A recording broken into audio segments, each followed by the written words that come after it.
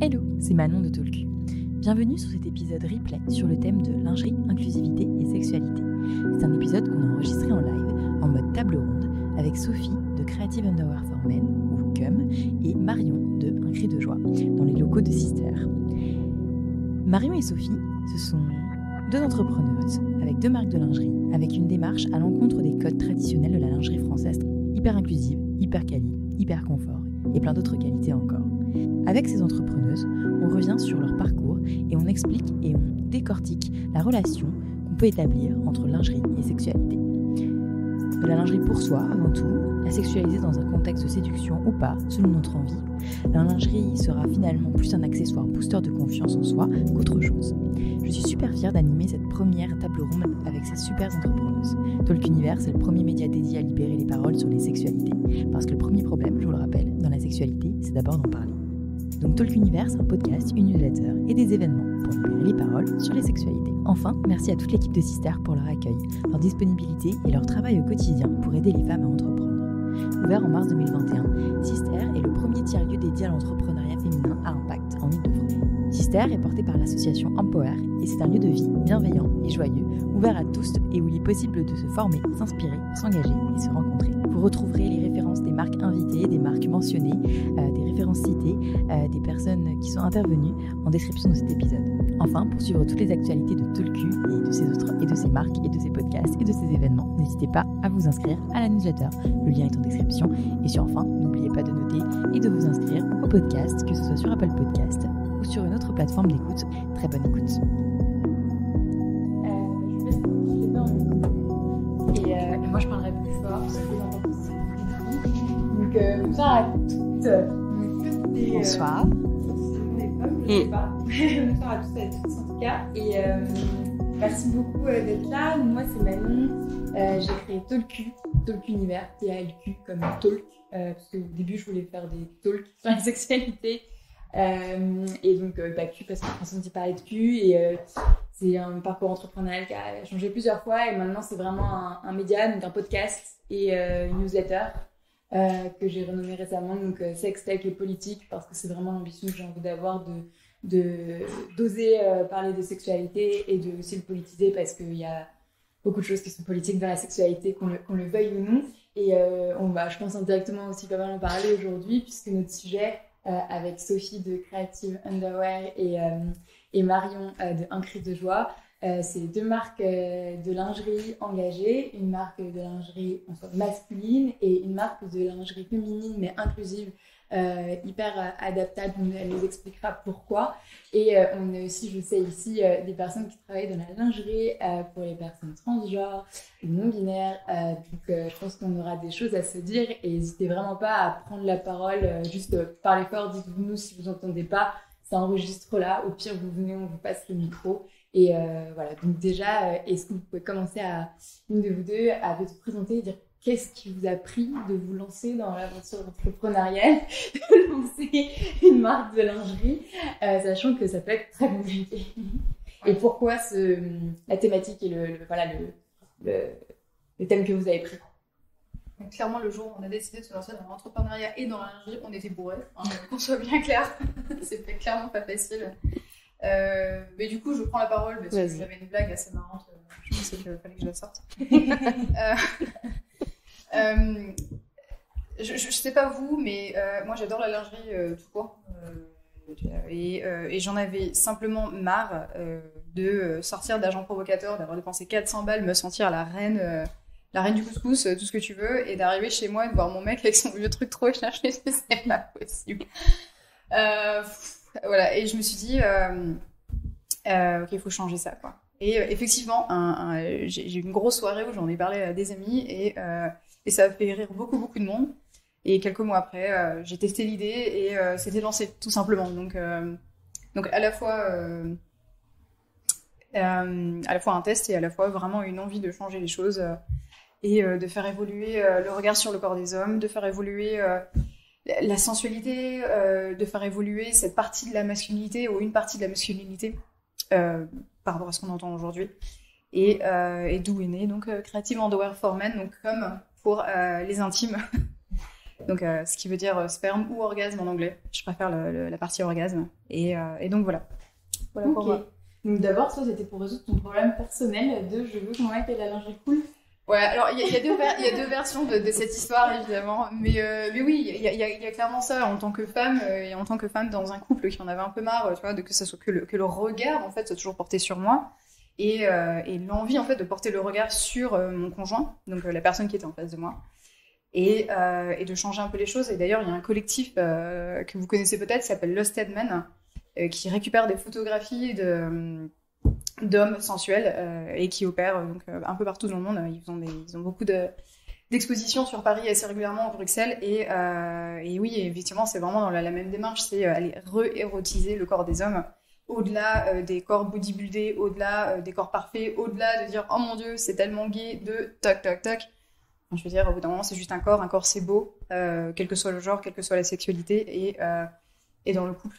Donc, quel que soit le couple. Donc voilà. On va y revenir. Ok. Et toi, Marie? Nous, c'est pareil. C'est parti d'un constat, en fait, avec mon associé. Donc, on est amis de longue date. On s'est rencontrés dans l'éducation spécialisée. Et à force de discussion, parce qu'on était colocs aussi. Donc, vous imaginez bien qu'on partageait beaucoup de choses. Et du coup, à force de discussion, on s'est rendu compte qu'on avait les mêmes problématiques avec l'achat de notre lingerie, alors qu'on ne se ressemble pas du tout. On n'a pas la même morphologie, on n'a pas les mêmes envies. Et c'est comme ça que l'idée est née. On s'est dit, mais en fait, pourquoi pas se lancer? Nous aussi, on était passionnés de lingerie. Et on s'est dit, mais en fait, non, moi, on a envie d'avoir notre propre lingerie, celle qui est adaptée à nous, celle qui nous fait rêver, qui nous fait envie. Et c'est comme ça qu'on a décidé de se lancer dans l'aventure et qu'après... l'innovation de ce soutien-gorge est entrée aussi en jeu. Pour nous, c'était important que la lingerie que l'on propose, en fait, puisse s'adapter à toutes les femmes. Et quand on parle de femmes, nous, ça a été d'abord notre entourage, nos mères, nos sœurs, nos amis, nos grands-mères, nos tantes, tout le monde. Et au fur et à mesure, on s'est rendu compte qu'on pouvait, en fait, proposer une lingerie réellement qui s'adapte. Et on a compris aussi, en fait, que cette lingerie n'existait pas. Donc, on a fait une demande de dépôt de brevet, d'ailleurs, pour ça, et pour répondre vraiment à tous les besoins. Et c'est comme ça, en fait, qu'un cri de joie est né. Et puis, le nom parlait de lui-même. Pour nous, bon, à titre privé, c'était une chanson qu'on adorait de Dario Moreno. Il y a que les anciens qui connaissent. Voilà. Mais du coup, voilà, il fallait que ça soit, en fait, un nom qui puisse nous représenter. Avec Dorothée, nous sommes extrêmement joyeuses et on aime rire, partager, et c'est ce qui nous représente. Et puis après, on a voulu que la marque puisse nous ressembler en totalité. Du coup, je vais être obligée de la mettre dans le podcast pour que les gens sachent que les chansons, c'est okay. Tout l'amour que j'ai pour toi. Ouais, il parle de cris de joie et d'amour. Pas mal. Ok. Et du coup, il y a un besoin d'abord de répondre à toutes les deux problématiques que vous avez remarquées. Une problématique qui finalement est assez... le confort et l'esthétique, c'est deux sujets. C'est quoi le prime? Est-ce que ça va ensemble? Pour moi, ça va clairement ensemble. Justement, je pense que maintenant, il y a une nouvelle ère, en fait, où on ne sépare pas les choses. Pour nous, c'est important. On sait qu'on répond à un besoin. Actuellement, avec notre soutien-gorge, en fait, on répond aux besoins morphologiques. C'est-à-dire que les femmes qui ont une asymétrie ou qui ont subi une ablation ou qui ont parfois une malformation, tout simplement, en fait, qui ont envie de jouer avec leur lingerie, c'est possible. Et nous, ça a été notre défi, en fait, de réaliser une lingerie qui répond littéralement à un besoin morphologique et aussi apporter la partie esthétique, parce que souvent, quand on répond à un besoin, les femmes allaitantes ou les soutiens-gorge post-mastectomie sont souvent très laids ou mémérisants. Et pour nous, c'est important que ça soit au contraire à l'opposé, que ça soit coloré et surtout très esthétique. Donc, je pense que les deux, en fait, sont clairement possibles. Je pense que c'est un choix. Ouais. Effectivement, pareil pour moi. Quand j'ai commencé à faire mes recherches marketing, j'ai matché avec 200 hommes sur Tinder pour aller leur parler de leur lingerie, de leurs sous-vêtements. Véridique. Ne faites jamais ça, c'est horrible, honnêtement. Mais la première chose qui est revenue dans toutes les bouches, c'est mais alors, faut que ça soit confortable. Hein.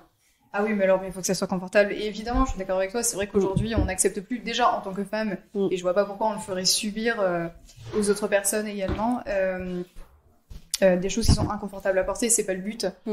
Je crois pas qu'on puisse se sentir hyper sensuel, hyper bien dans sa peau, parce que le but c'est quand même le body positive, c'est de se sentir bien qui qu'on soit. Si on fait des choses qui sont pas confortables, ça sert plus à rien en fait.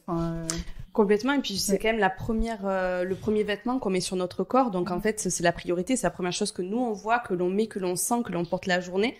Donc c'est important que ça soit confortable et puis esthétique pour nous faire avant tout plaisir, avant que ce soit pour les autres. Absolument. Donc on l'achète pour soi ou pour l'autre? Je fais exprès de poser des questions de bateau, mais pour qu'après vous puissiez participer aussi. J'ai les deux.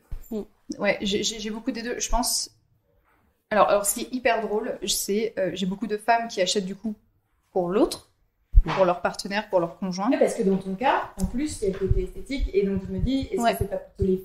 Enfin, dans les couples hétéros en tout cas, ou même non, dans un couple hétéro, tu peux très bien acheter en mode cadeau pour l'autre. Mais exactement. est-ce que les hommes ont cette, peu importe leur orientation, ils ont cette culture de s'acheter de la lingerie en mode cadeau pour soi-même? Ouais, autant, tout autant. Ah bon? D'accord. C'est difficile à dire évidemment. On arrive à le deviner, surtout quand on envoie un questionnaire après chaque vente, etc. pour essayer de comprendre qui sont nos clients. Beaucoup de femmes hétéros qui viennent d'elles-mêmes me voir sur Instagram. Donc j'ai beaucoup en fait de DM de femmes qui m'expliquent un peu leur vie et pourquoi elles veulent acheter de la lingerie pour leur homme ou pour leur partenaire. Et dans ce cas, c'est un cadeau. Mais j'ai aussi, et ça c'est... J'ai été très surprise, mais de manière agréable. J'ai aussi de plus en plus, alors au début c'était difficile d'aller les chercher, mais de plus en plus d'hommes qui s'identifient en tant qu'hétéros et qui se sont dit « mais je cherche ça depuis tellement longtemps, je me sens dans mon corps, j'ai besoin de me sentir bien dans mon corps ». Et j'ai eu des témoignages assez poignants de personnes qui sont passées par des périodes de dépression parce qu'ils ont des corps qui ne sont pas forcément... Enfin, que la société définit comme non masculins, parce qu'ils sont trop fins, parce qu'ils sont trop petits, parce que... Donc il y a eu un rapport au corps, il y a eu un cheminement, il y a eu vraiment un apprentissage qui a fait que ils ont appris à s'aimer. Alors ça, c'est hyper intéressant, parce qu'ils ont fini par apprendre à s'aimer tels qu'ils sont, alors qu'ils étaient très beaux. Enfin, moi, je les ai tous rencontrés, ok, enfin, je veux dire... tout le monde, ils étaient vraiment tous très beaux, et du coup, pour eux, acheter de la lingerie, c'est un peu, ça vient solidifier leur parcours de je m'aime, j'aime mon corps, je suis sexy, je suis beau, et I deserve it en anglais. Mais, donc c'est là où c'est pour toi, quoi. Ouais, et c'est là où c'est pour toi, effectivement. Et là, j'imagine que pour les femmes, peu importe leur morphologie, à partir du moment où on a des complexes, encore plus si on a subi une mastectomie ou autre, une petite cicatrice qui peut être cachée ou embellie par la lingerie, ça joue. Complètement. Et puis, je pense que nous, dans tous les cas, c'est ce que l'on prône, en fait. C'est qu'avant tout, la lingerie, elle est pour soi, qui ne veut pas dire qu'on met pas en avant aussi, quelle que soit la personne qui veuille offrir. Ça peut être son conjoint, comme aussi un membre de famille. Moi, je sais que j'ai déjà offert de la lingerie pour des anniversaires. Et du coup... Pour le coup, pour ta lingerie, on peut parce que c'est adaptable, mais en général, on peut pas, quoi. Normalement, il faut quand même connaître normalement les mesures de la personne. Oui, après, bon, peut-être que pour moi, c'est un peu plus facile parce que maintenant, de baigner dedans, ça y est, j'arrive à avoir un peu plus l'œil plus rapidement. Mais du coup, après, je pense qu'il y a des choses aussi, justement, dans notre lingerie, on peut être dans un entre-deux taille aussi, c'est possible.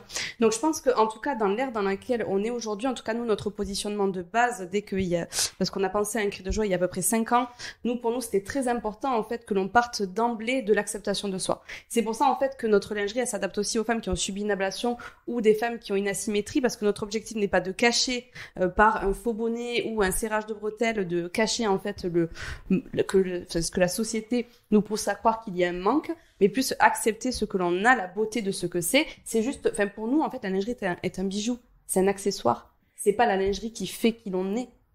C'est qui l'on est qui fait la lingerie justement. On choisit la lingerie en fonction de sa personnalité. Complètement. Ouais, très très bien dit. Puis justement, nous, je sais qu'on va aussi l'adapter. On est en train justement, notre site internet sera bientôt mis en ligne à partir de la semaine prochaine. Et il y aura aussi une catégorie en fait pour justement pour les personnes qui achètent pour quelqu'un, que ce soit un homme ou autre, pour justement un guide comment choisir la bonne taille et comment choisir un ensemble. Ça, je pense que c'est important aussi. Il y a toute cette éducation-là qu'on n'a pas. On nous a éduqués, nous, en tant que femmes, à connaître nos tailles, à se dire bon. Et encore, moi personnellement, j'ai été dans le déni pendant des années. Et c'est par force, justement, mon associé, une fois, qui me dit, mais non, donc c'était bien avant qu'on pense à un cri de joie, qui me dit, mais non, je suis sûre, tu ne fais pas du tout cette taille. Moi, j'étais persuadée faire un C. Mais j'étais intimement convaincue. Pourtant, on voyait bien que ça débordait sur les côtés, j'étais pas à l'aise, j'avais des traces, c'était catastrophique. Je suis allée me faire mesurer dans une boutique, je suis sortie, c'était du E. J'étais déprimée parce qu'en plus, la manière dont on me l'a abordé, c'était, ah ouais... Voilà, vous êtes passé au E, quoi. Déjà, c'est pas le même prix, c'est pas les mêmes, et puis. C'était psychologique, tu voulais pas faire du E. Je ne voulais pas faire du E parce que dans ma tête, le E, c'était beaucoup trop gros, c'était, forcément, il y avait une partie, en fait, vulgaire, j'avais déjà le poids du regard parce que moi, j'étais pas dans l'acceptation, justement, de mon corps. Et il y avait toute cette partie-là et je me suis dit, mais en fait, on nous a pas éduqués de cette façon-là. quand on est adolescente, on nous passe des brassières, ce type de choses, donc il n'y a pas vraiment de taille. Après, on les éduque avec des tailles en fait qui sont déjà ciblées, c'est 85, 90, 85, 95, alors que personne fait un 85, un 90 et un 95. Toujours entre les deux, 82, 87 ou autre. Parce que quand j'essaie de t'envoyer mes mesures, c'est le bordel. C'est compliqué, mais c'est une technique. C'est une technique, mais justement, c'est inscrit un petit peu partout maintenant sur comment se mesurer. Avant d'aller sur le cadeau, l'autre, la sexualité pure, si on peut rester un peu sur l'acceptation de soi, et j'ai envie de dire, il y avait une créatrice, Delphine Finou, de Maison Finou, qui parlait de lingerie thérapie. Est-ce que vous pensez que la lingerie peut vraiment faire partie d'un accessoire, d'un vêtement thérapeutique ou qui aide à l'acceptation de soi? Enfin, tu l'as un petit peu dit tout à l'heure, mais comment on peut introduire ça, comment on pense, comment on en parle à ses amis ou son partenaire, ou comment on justifie, parce que ça peut paraître très futile en fait de dire oui, c'est un accessoire, en plus c'est quand même souvent cher. Si on veut de la qualité, comment on justifie on aborde le côté regarde, c'est thérapeutique? Je pense déjà que ça prend du temps. Toutes les personnes à qui j'ai parlé, qui ont eu effectivement ce cheminement d'acceptation de soi, qu'il soit au début, à la fin, au milieu, enfin qu'importe, ça prend des années, des mois au mieux. Je pense que et honnêtement, je vais dire quelque chose vraiment qui est contre-intuitif, c'est pas le rôle des marques peut-être de le faire. Ce qu'on peut faire, c'est leur proposer le produit, leur dire on est là, si tu arrives là, si ça correspond à ton parcours, si c'est ça. Moi je me vois pas du tout, alors c'est vraiment mon avis personnel, je sais pas si toi c'est différent, mais pour moi j'ai pas envie d'aller dire aux gens si tu portes pas de lingerie, c'est que tu t'acceptes pas toi-même, quoi. Enfin, je pense qu'il y a des manières différentes de s'accepter. Ou tu vas faire une nouvelle injonction, quoi. Ouais, non, exactement, je pense qu'il y en a assez, et donc voilà. Alors c'est vrai que pour un cri de joie, en fait, ça se découpe en 3 parties. Il y a la première où, avec justement notre lingerie, on a vraiment essayé de l'adapter pour justement toutes les morphologies, toutes les problématiques que les femmes peuvent rencontrer. Donc, ok, on a l'aspect vraiment produit qui est développé dans ce sens-là.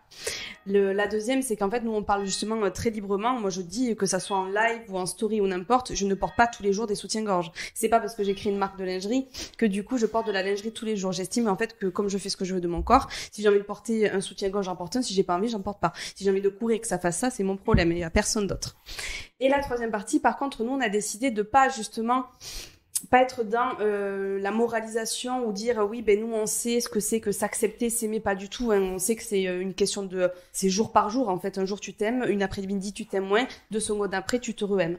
Ce qu'on a fait, nous, c'est qu'en fait, on a développé un autre espace, un autre compte Instagram qui s'appelle Faire Corps. Et sur cet espace, en fait, on invite différents professionnels qui sont liés au rapport au corps. Manon fait partie d'ailleurs de l'équipe. Et donc, il y a tout type de professionnels. Donc, ça peut être psychologue, coach de vie, make-up artiste, naturopathe, Manon qui parle de sexualité.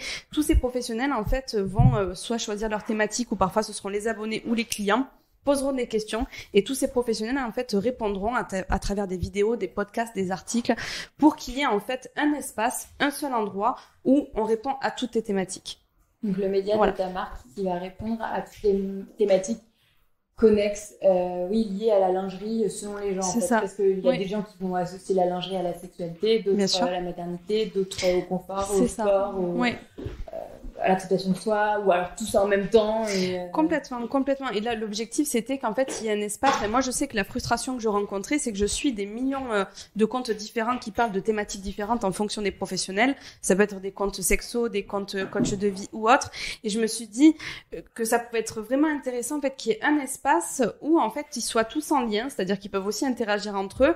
Ils peuvent interagir aussi avec les abonnés, qu'il n'y ait vraiment qu'un seul espace de liberté de parole, en fait, sur tout sujet. Si, par exemple, la semaine prochaine, on parle des règles douloureuses, chaque professionnel pourra parler de cette thématique en fonction de son travail, de son métier, et pourquoi pas de son expérience. Et à travers notre compte sur Un Cri de Joie, on parle très librement justement de qui l'on est, parce que derrière la marque, en fait, il y a des personnes, des êtres humains, il y a 2 femmes, donc on a les mêmes problématiques et on parle de ça, en fait.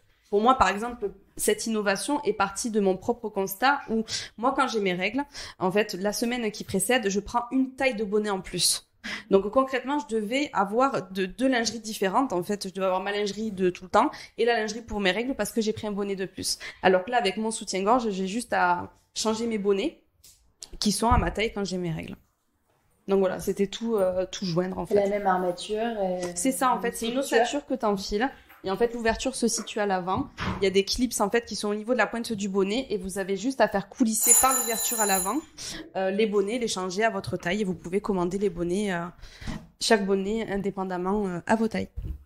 Ok, super clair. Avant d'aller peut-être plus dans les détails de la technique et des tissus et aussi du coup de rapport avec la sexualité, est-ce qu'il y en a qui veulent partager un peu soit des questions, soit alors des témoignages en leur rapport à la lingerie ou le manque qu'ils ont trouvé dans l'industrie actuelle? Ouais. Est-ce que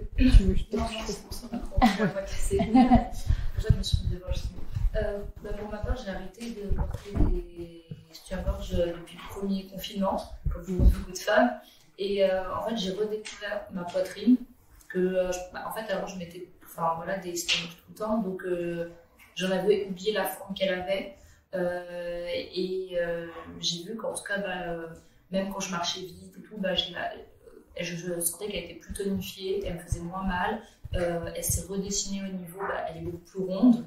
Et c'est vrai que maintenant je vois vraiment plus, même si j'adore aussi la lingerie, mais je vois vraiment maintenant plus la lingerie, en tout cas les soutiens-gorge comme un accessoire. Donc si j'ai envie d'en mettre, j'en mets, si j'ai pas envie d'en mettre, j'en mets. En fonction de la tenue, si je trouve que c'est plus joli, etc. Donc, et en fait, pour ma part, j'ai réaccepté en soi mon corps, parce que comme beaucoup de femmes, j'avais du mal à l'accepter et tout. Et donc, c'est sans lingerie que j'ai commencé à me re-accepter et en portant quand j'en avais envie et pas en fonction de la société qui disait oui, voilà, on devait en porter, j'ai appris à aimer cette poitrine et que maintenant, quand je choisis du coup de la lingerie, c'est autant pour moi et peut-être pour mon partenaire, mais parce que c'est moi qui l'ai décidé de faire plaisir, c'est pas lui qui va m'imposer quelque chose. Donc, c'est tout à fait ça. Tu sais, dans l'histoire, justement, le soutien-gorge n'a jamais été créé pour du confort ou pour soutenir, en fait. Au départ, le soutien-gorge a été créé pour masquer la poitrine, pour pas qu'elle existe. Après, pour être proéminente, pour qu'elle soit vue. Ça n'a jamais, en fait, été créé vraiment pour le maintien et le soutien des femmes. Et je suis tout à fait d'accord avec toi. Il y a eu une étude, d'ailleurs, qui a été faite sur 1 an, où même des athlètes n'ont pas porté de soutien-gorge pendant 1 an. Et c'est vrai que la poitrine reprend sa forme. Même pendant le sport? Oui, complètement.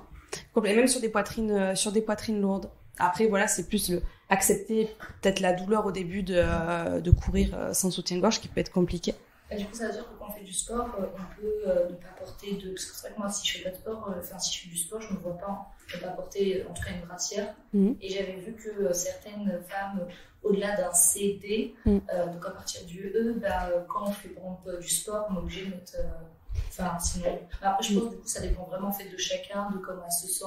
Voilà. C'est tout à fait ça. Et puis, je pense qu'à partir, tu sais, du D et du E, justement, on a toujours catégorisé cette catégorie de poitrine, en fait. C'est toujours gros au-dessus. Elle est toujours vue d'une manière, en fait, différente, comme les toutes petites poitrines. C'est-à-dire que si on est dans la norme AD, il peut se passer plein de choses. Dès qu'on est moins A et plus D, il y a toujours, en fait, mais c'est sociétal et politique, comme tu en parlais. En tout cas, bravo. Merci. Ouais, non, mais je partage tout à fait ton expérience de réapprécier la lingerie après avoir arrêté d'en porter. Moi, je voulais absolument réussir à assumer nos bras, mais j'avais du mal. Genre, je voyais bien que c'était selon les cercles de potes, d'amis, de famille, etc. Que tout d'un coup, là, je remettais un soutien-gorge quand j'allais à un rendez-vous pro ou devant la famille de mon copain ou quoi. Puis après, j'étais là, mais non, c'est pas logique. Si j'ai envie de pas en mettre, pourquoi j'en mettrais devant ces personnes-là? Et même après, maintenant, c'est plus la question même de la transparence parfois de mes chemises ou mes hauts. Je là, mais ça fait quoi si on devine les tétons? Enfin, tout le monde en a, quoi. Et là, j'en suis au niveau plutôt de la transparence à me réfléchir à ça. Mais maintenant, nos bras avec tout le monde, quoi. Et maintenant, j'apprécie beaucoup plus acheter de la lingerie et mettre des sous dedans, beaucoup plus qu'avant, parce que c'est comme si t'achetais un bijou et pas un truc nécessaire. Ouais. En plus, c'est un certain budget, donc si à chaque fois on peut toujours en prendre parce que tiens, on en a besoin. Moi, ça fait moi, je sais pas, depuis 4 ans que j'en ai pas acheté. Et puis comme ça, il garde plus longtemps en plus. Voilà, et voilà, je choisis vraiment. Du coup, je vais vraiment choisir de la qualité. Sauf que des fois, c'est excessivement cher parce que si on veut l'ensemble, donc c'est encore plus. Et par contre, après, même si voilà, maintenant j'en porte plus, il y a quand même des fois où justement, je te rejoins totalement quand tu disais, oui, en fonction de ma famille, des amis, justement, moi d'un côté professionnel, j'ai un peu encore du mal. Et ça prend du temps. Du coup, sinon, je vais adapter mes vêtements, tiens, je vois, non, ça je peux pas et tout, parce que j'ai pas envie de, simplement, des fois, de subir des remarques, ou même si certains hommes peuvent penser que ça peut faire plaisir, alors que pas du tout en fait. Donc, ah oui, non, mais bien sûr, il y a des jours où j'assume beaucoup plus, et des moments, voilà, vraiment, je pense aussi, si imaginons qu'on va causer aussi du monde, si par exemple, voilà, on va, je sais pas, juste faire une balade en forêt pour croiser personne, je pense que ça dépend aussi de la situation de notre planning dans la journée. Quelqu'un d'autre au contraire. Ouais. Et c'est comme ça on pourra parler de... Alors, déjà, c'est vraiment super drôle parce qu'il y a genre 4 ans, avec une amie, on s'était dit, punaise, j'en ai trop marre, la poitrine, ça grossit, ça rétrécit, faut tout le temps acheter de nouveaux soutifs, alors parfois ça dure 3 mois. Et on s'était dit, tiens, on va faire une lingerie où le bonnet, on peut l'enlever et l'agrandir et tout. Et vraiment, depuis le début, je me dis, oh, ça se trouve, c'est ça, et ça existe. Donc, incroyable, déjà, merci de l'avoir créé. Mais tu l'as pensé aussi, donc c'est génial, moi j'adore. On Ouais, pense tous du aux coup, mêmes choses. c'est ce qu'on va derrière. Oui, c'est Trop hâte s'il y a une démonstration ce soir de voir comment ça marche. Avec grand plaisir. Merci déjà. Et je voulais revenir un peu sur l'injonction à accepter son corps. Du coup, moi, j'ai forcément un point de vue biaisé parce que je suis une personne trans. Donc, en fait, on peut aussi très vite se perdre là-dedans quand on est trans, parce que surtout quand on est assigné femme à la naissance, parce qu'en fait, on se dit, ah ouais, je suis censée aimer ma poitrine, en fait. Je suis censée. Et puis, en plus, si je suis féministe, je suis doublement censée aimer ma poitrine, quoi. Peu importe la tête qu'elle a. Et du coup, on se perd là-dedans. Et j'ai beaucoup aimé le fait que tu précises que, en fait, c'est pas d'injonction. Peu importe laquelle c'est. Parce que, par exemple, pour certaines personnes, aimer sa poitrine, ça peut être une belle lingerie. Pour d'autres personnes, ça peut être avoir une lingerie qui cache sa poitrine. Et c'est pas une mauvaise chose en soi. Donc, merci pour le petit point aussi sur les injonctions. Tu veux parler un petit peu de ce qu'on fait? De ce que tu fais? Est-ce qu'on veut le fondateur, peut-être? Non? Non? T'es sûr? Ok. Ok, ça marche. Il y a le fondateur jusque là quand même. Beautiful c'est une marque qui vend des sous-vêtements pour les personnes trans et qui répond du coup à des problèmes qui sont très précis et que, enfin, on peut pas trouver dans des magasins normaux, ou au risque de vraiment pas du tout prendre soin de sa santé et risquer des gros problèmes, genre se fêler une côte, etc. Enfin, c'est vraiment c'est pas des petits problèmes, sauf que quand on est trans, on est souvent très isolé. Les infos, elles passent par Internet, rarement par les médecins, parce que les médecins eux-mêmes ne savent pas, en fait. Enfin bref, c'est tout un bazar, quoi. Et c'est pour ça que, du coup, Alexis a créé il y a 3 ans la marque Pirouilloire, qui vend principalement des binders. Donc c'est comme une espèce de brassière qui aplatit le torse et qui permet, du coup, quand on met un t-shirt, d'avoir quelque chose de beaucoup plus uni qui cache un peu la poitrine. Et il y a aussi des tucking panties, donc ça c'est de la lingerie pour les personnes qui ont un pénis. Ça permet d'aplatir un peu la bosse quand les personnes mettent des choses un peu moulantes. Ça permet d'avoir ce qu'on appelle un passing. Donc, petit point vocabulaire, un passing, c'est la manière dont les personnes instinctivement te perçoivent dans la société. Donc effectivement, dans la société, pas de sein égale homme, sein égale femme, bosse au niveau du sexe égale homme, pas bosse au niveau du sexe égale femme. Et du coup, ça permet dans la société, avant d'avoir potentiellement des opérations si on en veut, ou si on n'en veut pas, juste de vivre avec ça, d'avoir des alternatives, quoi. Et enfin, ouais. Bravo. Mais super, merci beaucoup. Et est-ce que, du coup, toute cette thématique-là, j'imagine que c'est encore plus important pour vos clients et clientes, ce côté confort, répondre à leurs questions de bien-être, de beauté, de sexualité, toutes ces questions-là, elles sont liées forcément. Ouais. Après, d'abord l'identité de genre, évidemment. Ouais. Ça découle forcément sur les relations et sur la sexualité, forcément. Oui. Oui, on a des questions, par exemple, sur est-ce qu'on peut porter un binder pendant une relation sexuelle. Enfin, en fait, il y a plein de choses dans lesquelles ça vient aussi interjecter, par exemple aussi le sport. Est-ce qu'on peut mettre un binder contre du sport? Et c'est vrai que c'est un peu compliqué parce que c'est vraiment pas conseillé de mettre un binder pour faire du sport parce que ça compresse quand même. Okay.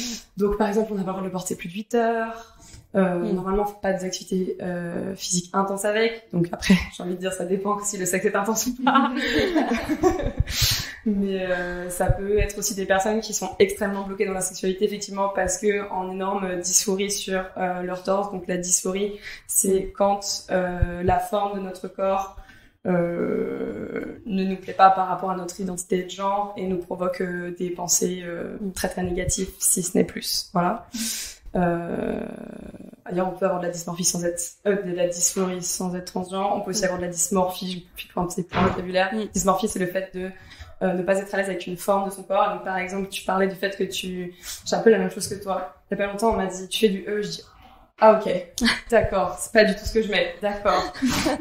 Et il y a ce truc, du coup, de pas avoir son corps avec les formes qu'il a vraiment. Et ça, pour le coup, je trouve ça hyper intéressant parce que c'est une thématique qui est transversale à tous les genres. Je pense. Ouais, mais on n'en parle pas du trans, tout. non-binaire. Et on n'en parle pas. Je trouve, par exemple. On se trouve trop grosse, mais en fait, bref, c'est effectivement des thématiques dont on parle pas trop. Et la dysmorphie, je trouve que c'est bien de connaître le mot, de savoir que ça existe et d'en parler. Moi, je sais que ça m'a fait du bien d'en parler avec des amis qui m'ont dit, alors, tu te définis comme ça, mais sache que quand je te vois, moi, clairement, c'est pas ce qui se passe, quoi. Visuellement, c'est pas ce qui se passe. Et c'est chouette de le savoir. Et, du coup, un truc sur les Menders, je ne sais plus. L'impact que ça a sur les relations, la sexualité, comme ça fait la transition pour nous après. Parce que donc, tu disais c'est d'abord pour soit sa dysphorie ou dysmorphie. Non.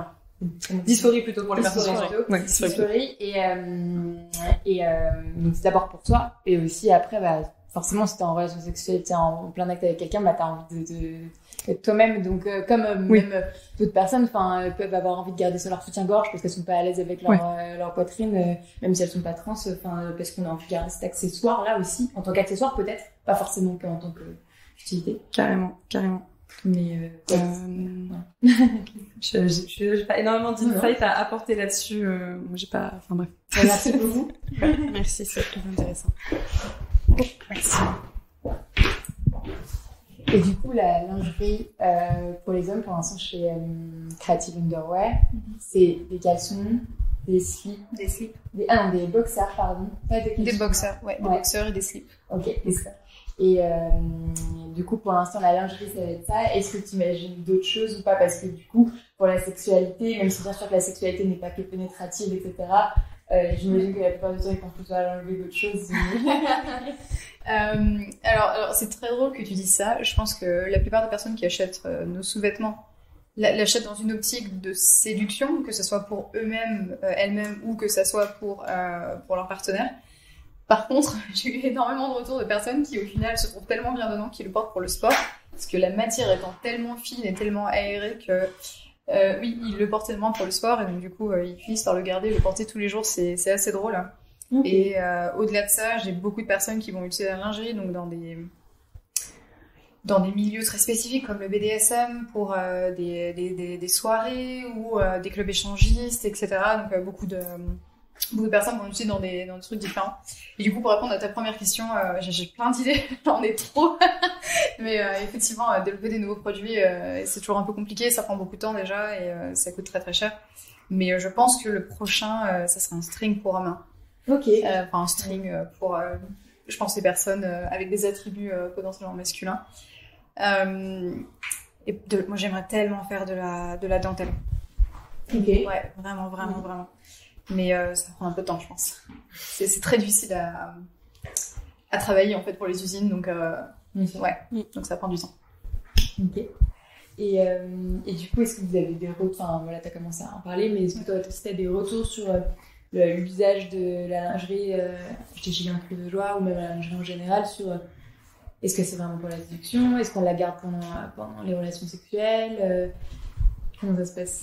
Mais je pense que c'est un petit peu tout ce que tu viens de citer, hein. C'est tout à fait ça. Je pense que c'est une question de moment et d'instant. En tout cas, nous, la manière dont ce que l'on exprime pour un cri de joie, ce qui est important pour nous, c'est que tu portes la lingerie pour ce dont tu as envie. On prône aussi, on a déjà fait, nous, des shootings photos avec des créateurs de vêtements. Pour nous, si tu as envie de le mettre comme une bralette, le soutien-gorge, ou mettre une jupe transparente et que l'on voit le bas.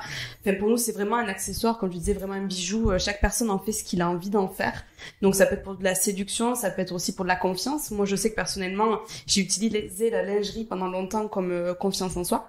C'est-à-dire, des fois, je mettais carrément des guêpières ou des bustiers. Je pouvais avoir un jogging par-dessus. Je pouvais raser le monde. Il n'y avait pas de souci. J'étais prête. Et du coup, c'était pour moi. Jogging. Ah ouais, non, mais c'était quelque chose. Ouais, c'était quelque chose. Non, du coup, j'ai plus trop besoin de ça. J'ai trop envie d'essayer maintenant. Essaye, je te jure, c'est génial. C'est génial parce qu'il y a que toi qui sais. Il y a que toi qui sais, tu kiffes, tu vibres, t'es dans ton truc parce que t'as décidé d'être dans cette atmosphère-là et c'est vraiment pour toi.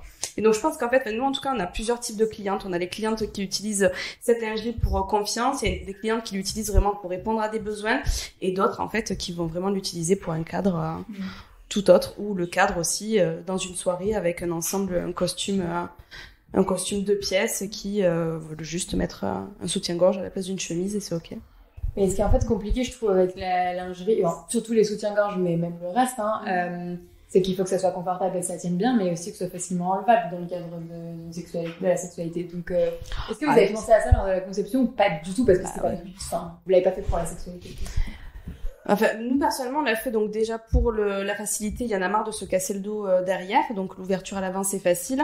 Et après, du coup, ouverture à l'avant, en 2 secondes c'est réglé. Ou alors on a juste à tirer comme un rideau et c'est fait. Ah oui, c'est vrai, du coup ça glisse. Ça glisse, donc soit on tire comme un rideau et comme ça on garde son soutien-gorge, on a juste la volonté d'avoir les tétons apparents, ou alors on a juste à déclipser en 2 secondes sans lever. Un gain de temps pour tout et plus mal au dos. Ouais. Nous on l'a pas du tout pensé en termes d'accessibilité, ou que ce soit pour le mettre ou l'enlever. Mais j'imagine que si toutes les parties de ton corps fonctionnent bien, ça devrait être assez simple. Enfin, c'est simple, c'est assez léger. Enfin, là, j'en ai pas sur moi du coup, mais c'est très léger et ça glisse très très bien du corps. Donc voilà. Parce que c'est un sujet qu'on aurait pu aborder avec notre invitée, mais elle est américaine, donc je pouvais pas l'inviter, mais je pensais à Intimately.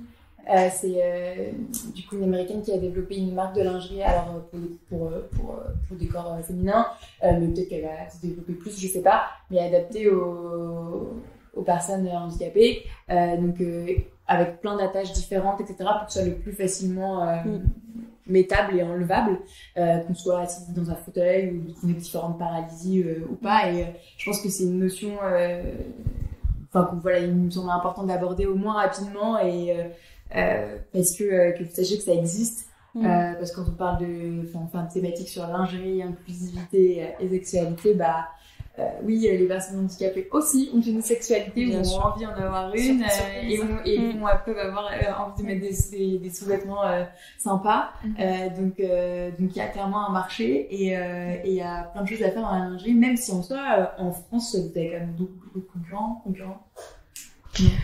Pour notre part, non. Par rapport à l'innovation, vu que ça n'existait pas, on n'a pas de concurrent direct. Il y a des marques qui existent spécialisées pour les femmes qui ont subi une mastectomie et qui n'ont pas pu ou ne veulent pas avoir de réparation. Après, nous, notre objectif, on a vraiment pensé à un cri de joie sur des années. Notre objectif, c'est de pouvoir toucher tous les corps, quel qu'il soit, pour tout le monde. Donc du coup, on fait étape par étape, parce que comme tu l'as dit, tout a un coût. La lingerie, c'est quand même la fabrication la plus onéreuse dans le textile. Donc du coup, étape par étape. Nous, notre prochaine étape, en dehors de sortir la collection de maillots de bain dans le même état d'esprit avec l'innovation, on a prévu aussi de sortir toute la lingerie qui puisse exister. Ça peut être du kimono, de l'ensemble de nuit à un ensemble classique ou autre, pour pouvoir vraiment toucher en termes de goût tout le monde. Et après, ce sera vraiment pour tous les corps. On souhaite aussi faire les hommes. On fera tout le monde, vraiment les personnes transgenres. Parce que en soi, même l'ensemble que vous avez là, à part une question de taille, n'importe qui pour le mettre, on n'est pas obligé de femme pour le mettre, puisque vous l'avez adapté pour la cambrure derrière. C'est ça, et donc il peut s'adapter à la cambrure d'un homme, en fait. Complètement. Peu importe sa cambrure. Peu importe, en fait, justement, on avait aussi, je vous parlais, on a vraiment 2 morphologies différentes, et moi je suis hyper cambrée, et du coup, moi les lingeries que je mettais, en fait, soit ça baillait derrière, ou alors la taille ne correspondait jamais. Et pour nous, c'est important que ça soit une taille haute, parce qu'il y en a marre, en fait, des traces, des tailles basses. C'est gênant, ça fait mal, voilà, si je vois pas l'utilité, ça nous fait après même une sorte de bourrelet qui ne sert à rien, parce qu'en plus, il a pas d'utilité, celui-là. Et du coup, on s'est dit, mais ça sert à rien. Je veux dire, la tendance du taille basse, c'était que les années 90, ça ne reviendra pas. Donc du coup, on s'est dit taille haute, et en plus de ça, on voulait qu'il y ait un aspect très esthétique. Nous, on trouvait ça très joli, en fait, qu'il y ait une espèce de trou, en fait, à l'arrière. Et on s'est dit, en fait, il faut aussi qu'il y ait une sorte de trompe-l'œil, en fait, parce qu'il y a aussi tout cet aspect sociétal où la cambrure, c'est magnifique, la cambrure, c'est sexy, tout ça. Il faut savoir que la cambrure fait mal au dos. Ok. Ça fait super mal. Et au final, ça veut dire quoi que les femmes ou toute personne qui ne sont pas cambrées, en fait, ne peuvent pas. Alors, voilà. Nous, on a décidé de faire un trompe-l'œil, d'avoir un trou, quelque chose de très esthétique derrière et qui puisse adopter, bien sûr, à toutes les formes. Et pareil pour l'entrejambe. Pour nous, c'était important, en fait, que l'entrejambe soit assez large parce qu'on n'a pas toute la même taille de lèvres. Donc, du coup, voilà. Ah ouais, c'est vrai. Ça, j'avais pas pensé à ça. Ouais. Ok. Ça, tu m'avais pas dit. C'est vrai, je suis en train de réaliser. Tout très bien, parce que j'ai toujours un problème. Sur la technique, pareil, justement, des caleçons, des boxers, pardon, et les zips, est-ce que tu as dû adapter, comment tu fais pour les tailles, parce que voilà, je sais que chaque corps est différent. Chaque corps est différent, effectivement. Après, on a énormément de chance parce que les matériaux qu'on a choisis sont extrêmement extensibles, donc n'importe quel type de corps, généralement, peuvent se faufiler dedans, d'une manière ou d'une autre. Après, là, on a enfin réussi à offrir des très grandes tailles, donc on va jusqu'au 3XL maintenant, ou très bientôt sur le site. Super. Ce qui est très très dur à faire en lingerie, parce que les usines te regardent en mode non mais attends, non mais vraiment c'est véridique. Hein. Et là, on a enfin réussi à convaincre d'autres usines. Non, vas-y, fais-le, s'il te plaît. Surtout quand on avait beaucoup de demandes, on n'avait pas réussi, donc on est très fiers de ça. Donc au niveau inclusivité, on va en faire un pas de plus, un pas de plus. Et donc voilà. Ok, donc c'est vraiment sur les tailles Lego au niveau de l'usine pour là c'est même pas une histoire de taille de sexe, mais juste une histoire de corps en fait, de morphologie et de pouvoir aller de la plus petite taille, donc XS au 3XL du coup. 3XL. Ouais. Et c'est vrai que j'en ai pas parlé, mais au niveau de la taille ou de la non-présence d'attributs masculins, c'est vrai qu'on a réduit au maximum la couture au niveau de la poche pour que ça puisse aller à tout type de personnes, donc de genre. Et ça va, en fait, nos sous-vêtements vont très très bien à un corps sans attribut masculin également. Parce qu'en fait, ça tire assez au niveau des hanches, ça étire assez pour que ça se voit pas du tout.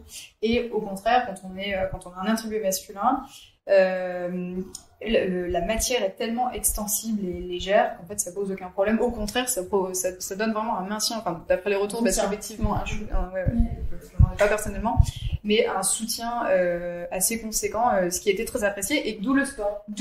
Mais ouais, c'est vraiment la surprise sur le gâteau. Parce que les torsions testiculaires, apparemment, c'est pas très sympa. Donc, alors, je peux pas témoigner encore une fois, mais clairement, non. On a parlé, je savais pas que ça existait, mais j'étais contente que les porteurs de caleçons souffrent de torsions sexuelles. Honnêtement. Ok. Pas sympa. Mais super clair. En fait, j'ai pas de temps. J'ai essayé de préparer plus de questions sur le côté sexualité, mais je sais pas, vous, quel est votre rapport à la lingerie et à la sexualité, parce que moi, finalement, j'ai du mal à la... C'est important, ça a été important à mes débuts, à mes premières fois, entre guillemets, mes premières relations. J'ai l'impression que maintenant, et surtout qu'après, peut-être parce que ça fait un moment que je suis en couple, je sais pas, si, la dernière fois, quand on était en mode relation libre et que j'ai rencontré des gens que en mode plan d'un soir, peut-être que je faisais un peu plus attention à ma lingerie et un petit peu plus attention à mon manipulation et encore. Mais j'ai l'impression que qu'en vieillissant, plus on accepte son corps, peut-être moins on fait attention à ça et plus on aime sa lingerie et on ne se sent pas obligé qu'elle soit neuve ou que sais-je ou assortie. Ou j'avais entendu ces sondages aberrants, je crois qu'en Angleterre, il fallait qu'il y avait des femmes qui mettaient absolument un ensemble neuf pour chaque nouveau partenaire parce qu'elles pouvaient pas utiliser ça fait cher quand faut avoir le porte-monnaie quoi. Ça fait cher quand on chaîne les condensaires quoi, ou les partenaires et donc je me demandais vous si vous avez un point de vue là-dessus, soit personnel, soit des témoignages de clients. Franchement, pour le temps que ça reste dans la sexualité. Il y en a qui le gardent, c'est ça. Moi, je pense que c'est une question, en tout cas, les retours que j'ai pu avoir de certaines femmes et moi aussi, retour personnel, je pense que tout est une question d'instant. Je pense que c'est une question d'instant, c'est-à-dire que moi, si je peux me sentir sexy en étant nue, comme je peux me sentir sexy avec de la lingerie ou avec mon jogging en fait assorti. Je pense que c'est justement il y a cette ouverture maintenant. On libère un peu plus la parole, ne serait-ce que dans des cercles entre amis ou des cercles comme on fait aujourd'hui, pour parler librement de ces phases-là. Moi, je sais que la lingerie, en fait, depuis toute jeune, je l'utilise avant tout pour moi, pour me séduire moi. Comme je vous disais tout à l'heure, c'était vraiment un moteur de confiance. Et dans ce sens, en fait, je pouvais l'utiliser pour avec mon partenaire, comme pour aller à un entretien, comme pour aller supporter mes collègues de boulot. Enfin, c'était pour tout, en fait. Et dans la sexualité, ça peut être, bien sûr, on peut l'utiliser comme un jeu de rôle. Moi, je l'ai utilisé parfois comme des jeux de rôle.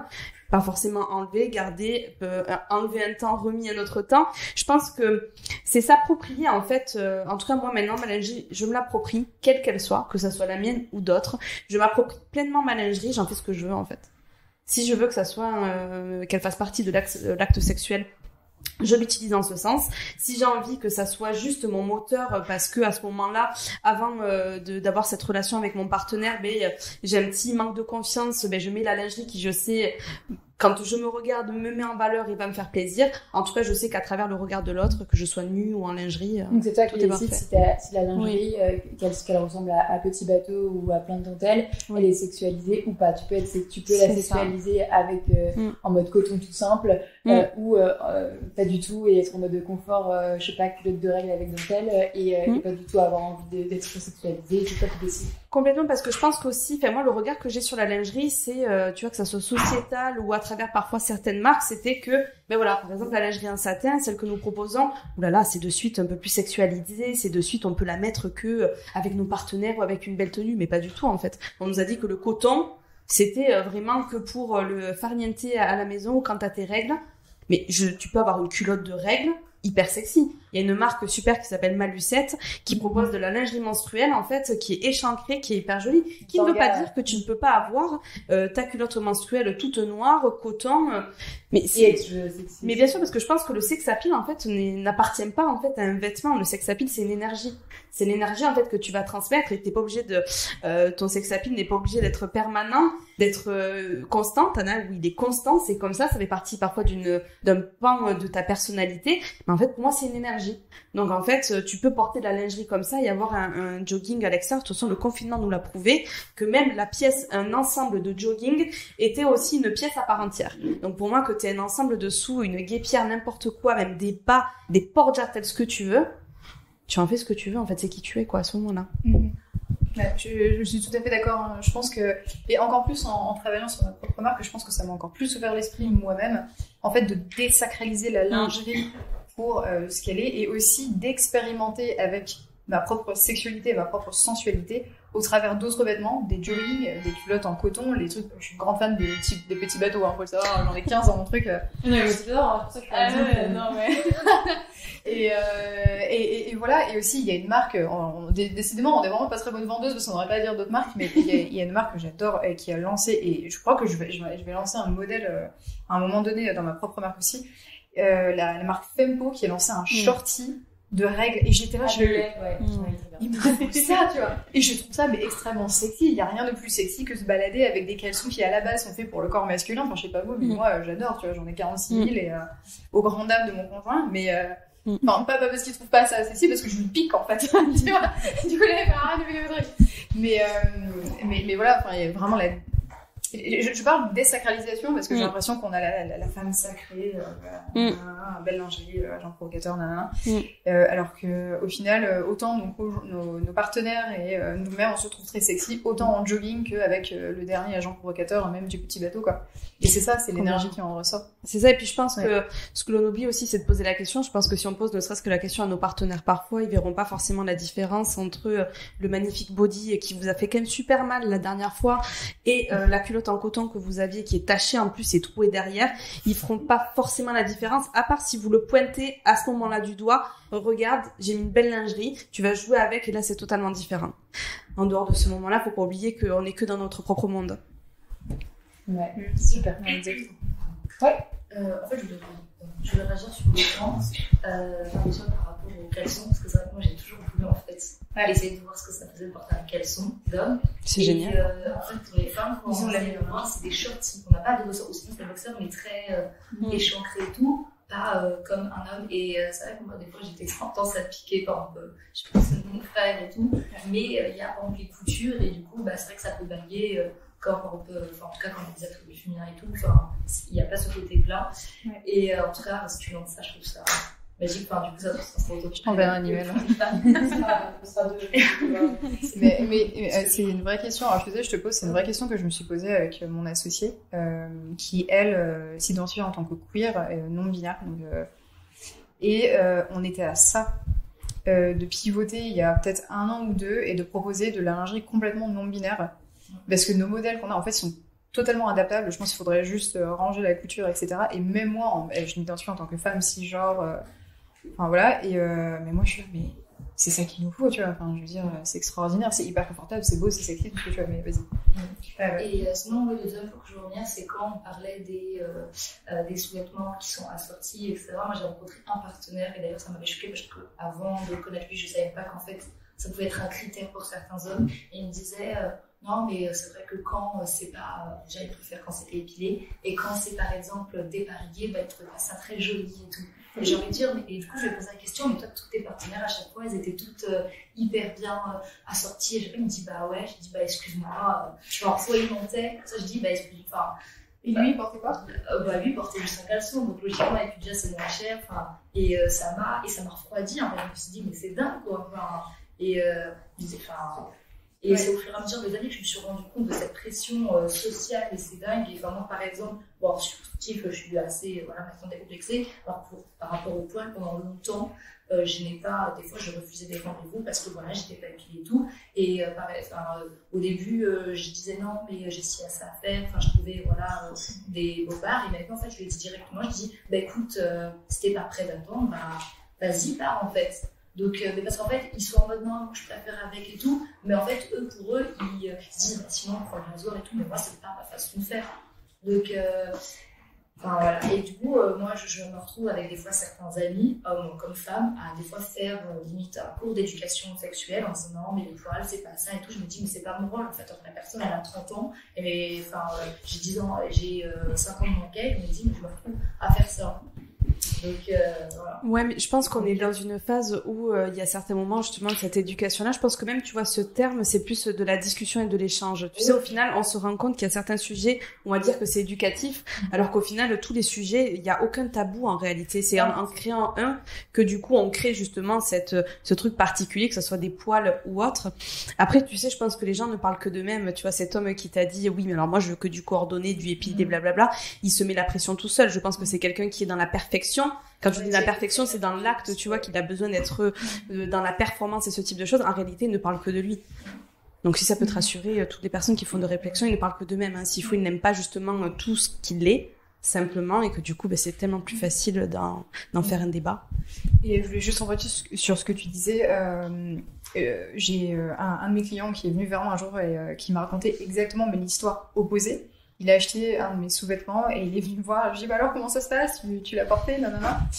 Et homme hétéro cisgenre. Et il vient me voir, il fait, j'ai trop eu peur, je sais pas ce qui s'est passé, mon amante elle est venue me voir et je sais pas, j'ai peur qu'elle pensait que je sens un peu gay et du coup bah, je l'ai pas mis et je me sens trop mal et je sais même pas ce qui m'a pris parce que je l'ai acheté. Non, j'étais là, je fais... Et c'était hyper intéressant, et c'est pas déjà un qui me l'ait dit comme ça, enfin je veux dire, c'est... Oui, parce qu'il y a le jugement inversé. Exactement, et c'était hyper drôle, et du coup il m'a dit, écoute, parce que bon, il a eu plusieurs partenaires, et apparemment, et non, c'est pas du tout comme ça la conversation, alors on est autant, mais je vous jure, c'est génial, c'est hyper intéressant, et moi ça me donne tellement d'informations hyper précieuses sur la manière dont les personnes utilisent les sous-vêtements que j'ai pu créer. Mais il est revenu me voir quelques jours après parce que je lui ai dit bah écoute, enfin tu vois, c'est pas du tout c'est pas du tout gay forcément, c'est ni gay ni hétéro ni rien, c'est juste beau, c'est sensuel, enfin tu t'en bien. Ouais, exactement. Et quelques jours plus tard, du coup, il a eu un autre rendez-vous, je crois que c'était la même, ouais, je sais plus.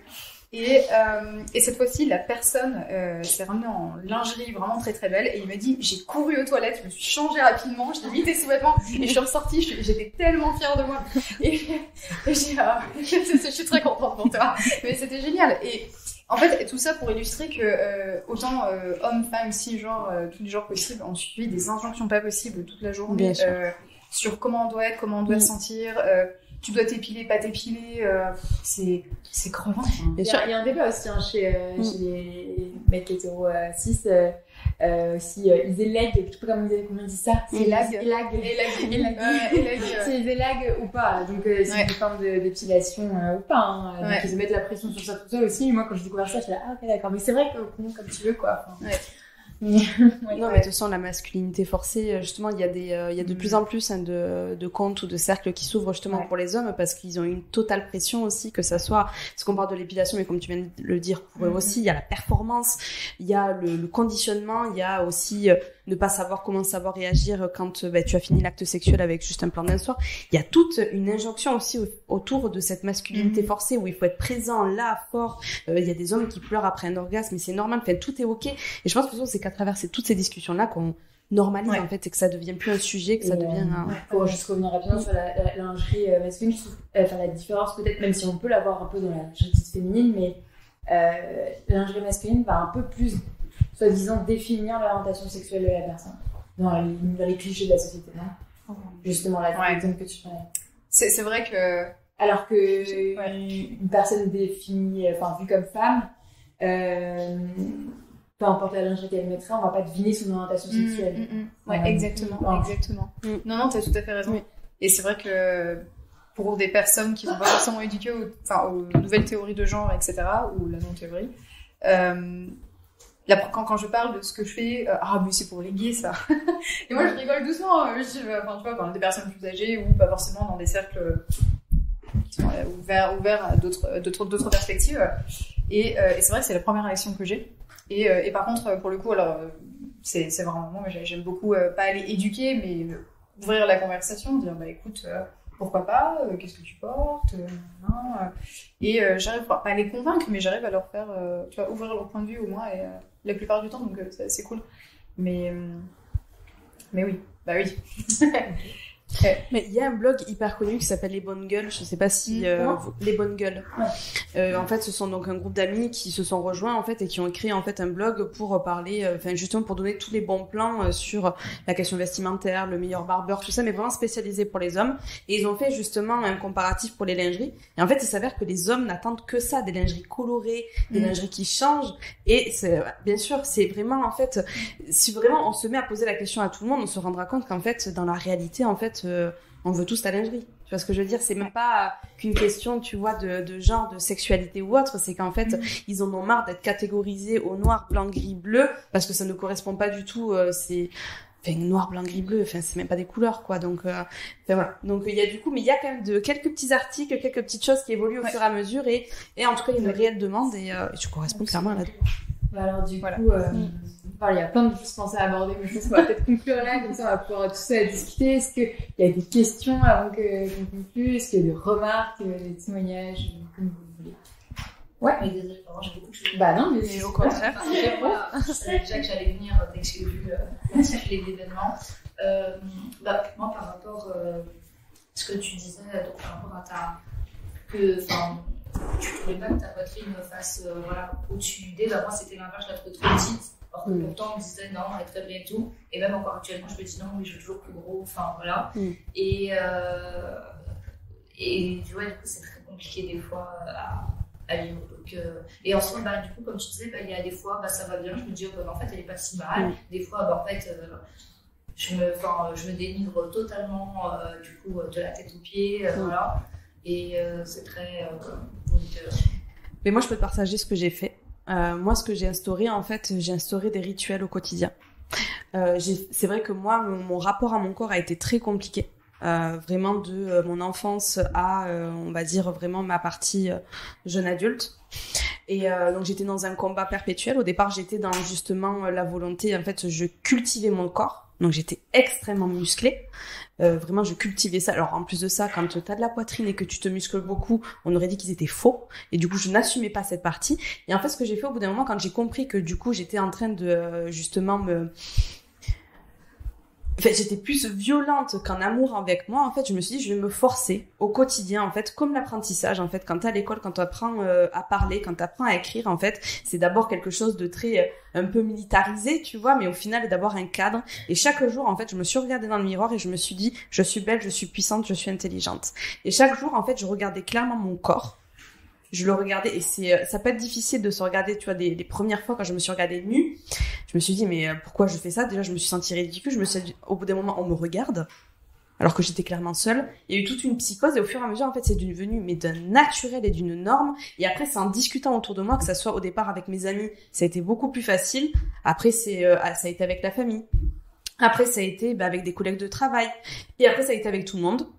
Et puis maintenant, j'en ai arrivé où je me suis formée aussi sur certains points sur le rapport au corps et la sexualité. Et aujourd'hui, tu vois, je propose des accompagnements sur le rapport au corps. En fait, c'est juste des étapes, des paliers. C'est-à-dire qu'en fait, comme tu disais, chaque jour, c'est comme chaque jour, on dit chaque jour suffit sa peine. Chaque jour suffit sa peine. Chaque étape, tu vois. C'est-à-dire, mais accorde-toi en fait 5 minutes dans ta journée où c'est 5 minutes pour toi et juste te regarder tel que tu es. Même si au départ tu n'y crois pas, tu ne crois pas en ce que tu dis, tu verras qu'en fait ton cerveau, il comprendra l'arnaque, il se dira ah mais en fait, si en fait je suis comme ça. Et l'autre version en fait n'existera plus. Ça peut être 5 minutes à se regarder et se dire des choses comme ça, ça peut être 5 minutes à se balader à poil ou à balader en sous-vêtements. Complètement, à être habitué. Enfin, moi je sais que plus je fais ça, plus je trouve qu'en fait on se rend compte que notre corps il est super bien aussi sans fringues ou avec très peu de fringues. Et je trouve qu'on l'apprécie beaucoup plus comme ça. Oui, c'est de la réappropriation. Après, passer à le regarder. Si jamais on peut pas le regarder tout de suite ou quoi. Ou bien le masser, sûr, complètement. C'est tout à fait ça, même le masser. Je veux dire, quand tu sors de la douche, ou même quand tu es sous la douche, si t'as pas envie de te mettre de la crème en sortant, quand tu te laves, en fait, c'est-à-dire que tu te regardes. C'est pas tu te laves instinctivement, et tu t'observes, en fait. C'est-à-dire vraiment, tu laves les parties de ton corps et tu observes aussi l'attitude que tu peux avoir. Parce que parfois, en fait, on se rend pas compte, mais quand on se lave, en fait, les parties du corps que l'on n'aime pas, on fait des grimaces. Donc en fait c'est histoire de t'observer, en fait c'est étape par étape. Si devant un miroir au départ c'est trop difficile, il y a plein de fois où tu n'as pas besoin de te regarder dans un miroir, t'es pas obligé de prendre un miroir de plein pied, tu as des tout petits miroirs que tu peux utiliser aussi, mais c'est vraiment en fait, en tout cas instaurer quelque chose où tu sais qui est sécuritaire pour toi, en même temps dans l'insécurité parce que tu vas faire quelque chose de nouveau, mais tu verras qu'en fait tout ce qui est nouveau dans tous les cas devient une habitude après. Il y a aussi un conseil qu'on donne souvent que je trouve vraiment bien, qui est désexualisant, mais je trouve pour mieux le resexualiser derrière, c'est justement de voir son corps, de le remercier pour toutes les choses qu'il fait au quotidien. Genre, trop bien d'avoir vu, je sais pas, ce super, moi j'adore les chiens par exemple, ce super chien dans la rue, et j'ai pu voir parce que j'ai des yeux. Et j'ai pu le sentir parce que j'ai un nez, et il y a du soleil, et je peux le voir parce que j'ai des yeux, et là je peux toucher cette matière super parce que j'ai des mains. Et en fait, je trouve que de remercier toutes ces parties de son corps, même les parties qui sont hyper sexualisées pour d'autres choses, en fait, ça aide à bien couper ce truc qu'on nous a mis dans la tête hyper sexuel aussi de la société qui vient poser son regard sexuel à lui sur toi. Alors qu'en fait, quand tu fais ce travail de dire en fait, mon corps il n'existe pas pour d'autres, pour des injonctions, pour du sexe, pour du pas sexe, pour tout ce que tu veux, il existe pour moi pour que j'expérimente des choses dans la vie, concrètement, sensoriellement. Et après, je trouve que c'est même encore plus facile derrière de lui faire expérimenter des choses sensuelles, sexuelles, parce que justement tu prends ce qui vient et tu dis pas cette partie elle est censée sentir ça. Et en tout cas je trouve que dans la sexualité c'est intéressant de passer par une phase de mon corps il est juste comme ça. Ce qui peut aider aussi je trouve c'est de parfois traîner dans des cercles où la nudité totale de tout le monde est ok. Je pense à des festivals, je pense effectivement à des événements sportifs où en fait tu te rends compte que c'est génial de prendre son café nu avec quelqu'un juste en discutant et de voir tous les corps évoluer juste pour faire leur vie, pas dans un contexte sexuel. Parce que du coup au final les corps nus on en voit beaucoup dans le porno, peut-être parfois à la plage encore. Et en fait de voir des corps juste faire leur vie nue dans des trucs totalement pas sexuels, ça libère quelque chose qui fait qu'après c'est beaucoup plus libre d'expérimenter des trucs sensoriels, sexuels. Ouais, complètement d'accord. Et pour sa santé mentale, franchement, c'est trop bien à faire de se rappeler que son corps, en fait, il est là pour faire vivre d'abord avant d'être esthétique ou quoi que ce soit, pour qui que ce soit. Complètement. Et tu peux justement, quand tu es en rappropriation sexuelle, faire la même chose, en fait. c'est accepter et remercier les moments où tu as eu des envies et tu t'es dit, ah, mais non, mais pas là maintenant et pas avec lui, parce que c'est telle ou telle personne. C'est en fait, vraiment pour chaque étape, tu as entièrement raison. C'est d'abord l'étape, en fait, on est encore, c'est très d'abord, j'ai le mot animal qui vient, mais d'abord on est juste là pour se nourrir, pour boire et se nourrir. En fait, à la base, on est un état d'être juste comme ça. Et rechercher le bien-être. C'est tout à fait ça. Et par de toutes ces petites choses, en fait, c'est pour dénormaliser ce que tu as pensé qui était une norme. Il y a l'occasion potentiellement de découvrir de nouvelles choses comme, mais en fait, j'adore qu'on me touche le bras. Certes, c'est pas un clitoris, c'est pas tes tétons, c'est pas tout ce que tu veux, mais en fait, moi, c'est le bras. Ah oui, mais clairement, tout le corps est hétérogène. Et ouais, si on peut parfois sortir de nos parties génitales, franchement, ça nous ferait du bien, je pense. C'est clair. Il faut déconstruire notre propre sensation à notre propre corps. Comme ça, on peut garder la lingerie. Voilà. Et voilà. Des lingeries de bras, des lingeries de pieds, C'est génial ce que tu dis parce que j'ai dessiné justement des gants et on compte faire aussi des collants très particuliers. Pour nous, ça fait partie de la lingerie. Hein. Et c'est en plus justement l'histoire française à ce niveau-là de la lingerie, de la corsetterie, parce que les gants font partie aussi de cet aspect-là. En fait, ont été sexualisés à une époque et sur... Moi, je dirais plutôt sensualisé que sexualisé. Oui, mais... parce que dans les cultures, on voit bien qu'il y a des parties du corps qui sont plus sexualisées ou sensualisées. Bien sûr. Les mains, la nuque, bien sûr. Totalement. Voilà. Selon aussi les goûts et les couleurs ou les fétiches des gens, quoi. Bien sûr. Puis il y a tout type de fétichisme en plus. Ouais. J'ai un peu cette question parce que toi, on parlait de guépière, etc. Alors, c'est quelque chose que j'ai toujours voulu essayer. Et je me dis, ça va être. On peut penser ça qu'une heure. Ça va être. Collant. En plus, quand je sais pas quand il fait chaud. Il y a comment du coup? Et en plus, avec le prix, tu dis, tu vas porter ça qu'une heure. Donc, je me dis, c'est un peu de l'argent caché par les fenêtres. Voilà. Et par contre, je trouve ça magnifique. Mais... Je pense que dans tous les cas, une guêpière, ce type de lingerie, enfin quelle qu'elle soit, parfois elle s'essaye. Tu vois, quand tu sais que tu connais pas forcément ta taille, que t'as pas tout essayé en lingerie, donc tu ne connais pas forcément, va essayer. Le corset, tu ne peux pas le porter, tu vois, 24 heures, ça commence à être lourd. Par contre, t'as des corsets qui sont adaptés où en fait c'est pas les corsets d'époque. C'est juste un corset en fait esthétique où tu vas voir que la partie avant qui va vraiment être dure parce qu'il y a du coup les tiges en fer, tout ça, mais derrière ce sera plus élastique. Vraiment à essayer, mais je t'assure que pas du tout. Moi quand je porte guêpière, que même j'ai des bas du coup avec le porte-jartel, je ne sens pas du tout. Et ça vous en faites? C'est la prochaine étape. On a déjà on a à peu près 200 croquis de tout type de lingerie, donc ça en fait partie. Et est-ce qu'on peut ouvrir une boutique? Parce que j'avoue que moi, par exemple, je n'achète jamais mes vêtements en ligne, parce que j'ai toujours besoin d'essayer, puis ça me rassure, j'ai besoin d'un contact avec le vêtement, voir si je me sens bien. Et est-ce que, je vais peut-être le trouver joli comme ça, mais est-ce que sur moi, je vais le trouver aussi joli? Et voilà. Des fois, il y a des vêtements que je ne vais pas forcément trouver du bon, je vais peut-être essayer, au final, sur moi, je le trouve hyper beau. Donc, est-ce que vous pouvez peut-être offrir? Alors, on est déjà actuellement, pour nous, en fait, il y aura toujours la partie, en fait, donc, pour l'e-shop, pour les personnes qui veulent acheter en ligne, et une partie physique. Et nous sommes actuellement chez We Art from Paris. On expose dans ce concept store qui est dans le Marais, à Bourgogne. Ouais. Oui, pas de souci. Je te donnerai tout sans problème. Et tu peux essayer. Il y a tout qui est là-bas. Il y a une cabine. Et les vendeuses sont géniales. Et dans tous les cas, moi, j'y suis régulièrement au besoin justement, quand on a besoin de conseils pour acheter sa lingerie. Parce que je sais que ça peut être compliqué. Et toi, Sophie, où est-ce qu'on peut trouver vous allez pas aimer ça. Physiquement à Paris, je pense que ça va être Démonia. Donc c'est un magasin spécialisé dans le BDSM dans le 11e. Ouais, c'est le 11e. Donc c'est pas très loin d'ici. Je sais pas si vous connaissez. Et c'est les seuls qui physiquement nous ont à Paris. Sinon, il y a d'autres sites internet qui nous vendent. Mais bon là, ça vous aide pas puisque sinon c'est sur le mien qu'il faut acheter directement. Ouais, c'est mieux. Ouais. Ok, on va peut-être conclure là. Est-ce qu'il y a d'autres questions ou comment vous voulez conclure? C'est quoi le futur de la lingerie pour vous? D'habitude, je demande c'est quoi le futur de la sexualité, mais oh là. Ça va ensemble. Ouais. Bah forcément, du coup. Ou vos projets, Nicolas, parce que vous décidez comment vous voulez conclure. Mais pour notre part, en fait, on a créé un cri de joie pour les femmes. C'est une lingerie qui a été vraiment pensée par des femmes et pour les femmes. on compte justement continuer à ce que ça soit comme ça, pousser encore plus loin les innovations. On a déjà réfléchi à énormément d'étapes. Donc du coup, comme vous avez pu l'entendre, donc ce qui est important, c'est de nous soutenir et surtout ne pas hésiter en fait à nous parler de ce que vous vivez avec votre lingerie. Ça nous permet de justement pouvoir encore plus adapter. Ne pas oublier en fait que c'est parce qu'on est une marque qu'il y a personne derrière. Je le rappelle, c'est très important parce que on est derrière, on répond, on est présente et au contraire, c'est grâce à nos échanges en fait qu'on peut évoluer, vous proposer toujours plus en fait de lingerie adaptée. Et puis voilà, on a encore plein d'événements qui sont à venir en juin sur Paris et du coup qui pourront vous intéresser parce que ce sera toujours sur le rapport au corps comme vous aurez compris. Un cri de joie, c'est fait pour pousser son cri de joie. Non, c'est pas mal. Moi, j'aimerais qu'un jour, la lingerie soit tellement décomplexée qu'on ça soit même plus un sujet, qu'on ait même plus besoin de se réunir ici pour en parler honnêtement. Hein. Homme, femme, cisgenre, tout ce que tu veux, viens et achète ce qui te prend, porte ce qui te fait sentir bien. J'aimerais qu'un jour, on ne vienne pas me voir parce que je suis la seule qui propose ça. En fait, j'ai envie de ne plus avoir de business et que les gens puissent... Non, mais vraiment, hein, je te jure, hein. Mais tu vois, et que les gens puissent porter ce qu'ils veulent, tu vois, que tu peux aller aux Galeries Lafayette et de trouver tout un arrêt de lingerie, de trucs différents, ça serait extraordinaire.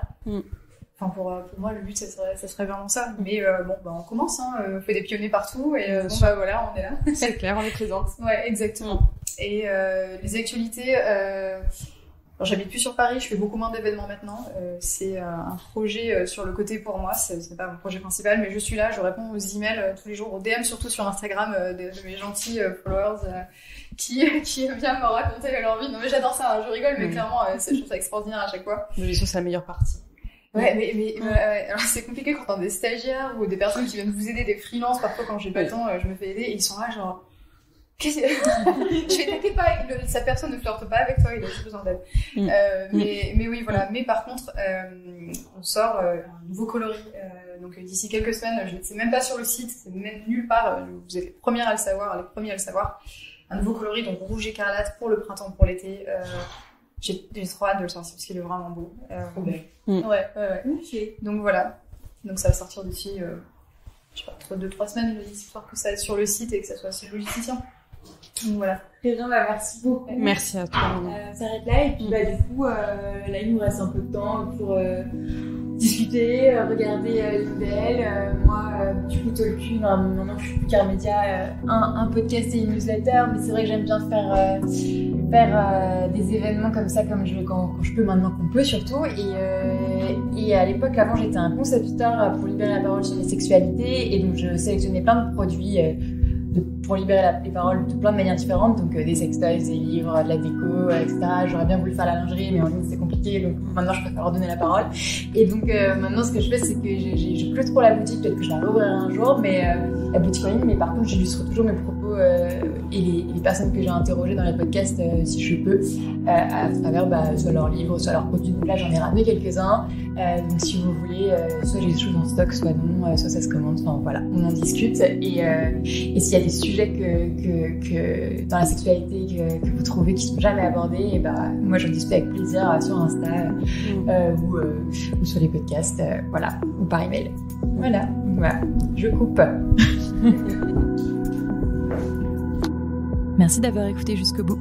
Si vous avez aimé cet épisode, encore une fois, ça serait super si vous pouviez le partager autour de vous et surtout vous abonner et mettre des petites étoiles sur Apple Podcast. N'oubliez pas également de suivre le compte Instagram talk-univers. Merci encore et à très vite.